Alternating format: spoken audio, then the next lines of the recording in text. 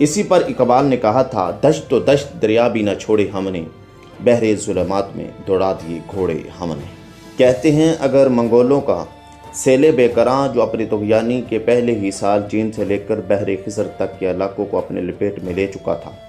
اگر جلال الدین خواrzm شاہ کی صورت میں ظاہر ہونے والی آہنی دیوار سے ٹکرا کر نہ رکتا، اگلے 2-4 برسوں میں نہ صرف امریکہ بلکہ یورپ اپنی آخری حدود تک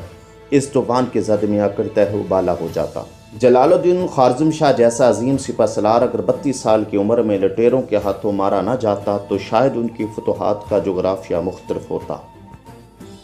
جلال الدین خواrzm شاہ کی مسلسل فتوحات نے چنگیز خان کا سارا غرور خاک میں ملا کے رکھ دیا تھا۔ کئی نامور تتاری سردار بھی مارے جا چکے تھے اور قریب تھا کہ چنگیز خان کا قصہ بھی تمام ہو جائے، مگر ہوا یوں کہ جلال الدین خواrzm شاہ کے اپنے ہی لشکر میں پھوٹ پڑ گئے۔ ایک معرکے کے دوران